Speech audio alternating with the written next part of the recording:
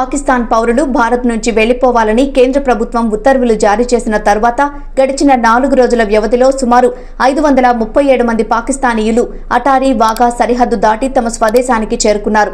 వీరిలో 9 మంది దౌత్యవేత్తలు, అధికారులు కూడా ఉన్నారు. 12 రకాల స్వల్పకాల వీసాలు కలిగిన పాక్ పౌరులంతా భారత్ వీడి వెళ్లాలంటూ మన దేశం విధించిన గడువు ఆదివారంతో ముగిసింది.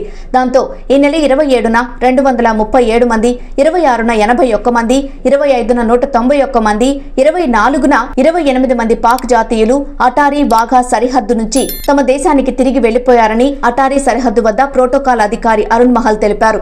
భారత్ ఎన్ని ఆంక్షలు విధించినా లెక్క చేయకుండా కొంతమంది పౌరులు పాకిస్తాన్ వెళ్లకుండా ఇక్కడే నక్కినట్లు తెలుస్తోంది. వారిని పట్టుకునే బాధ్యత రాష్ట్ర ప్రభుత్వాలకు అప్పగించింది కేంద్రం.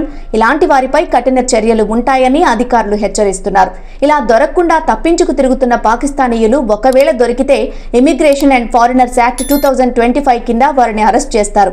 ఈ చట్టం కింద అరెస్ట్ అయితే 3 సంవత్సరాలు జైలు శిక్ష లేదా 3 లక్షల వరకు జరిమానా విధిస్తామని అధికారులు చెబుతున్నారు. ఒక్కోసారి 2 విధిస్తారని కూడా చెబుతున్నారు. ఇప్పటి వరకు 537 మంది మాత్రమే తిరిగి వెళ్లారని, ఇంకా చాలా మంది ఇక్కడే ఉన్నట్లు తెలుస్తోంది. అయితే మెడికల్ ఎమర్జెన్సీ వెసులుబాటు కల్పించడంతో కొంతమంది ఉన్నారు. ఈ గడువు కూడా ఏప్రిల్ 29తో ముగిసిపోతుంది. ఆ తర్వాత అసలు లెక్కలు తేలుతాయి. ఇదిలా ఉంటే 2 దేశాల మధ్య ఉద్రిక్తత నేపథ్యంలో 14 మంది దౌత్యవేత్తలు, అధికారులు సహా 850 మంది భారతీయులు పాక్ నుంచి మన దేశానికి చేరుకున్నారు.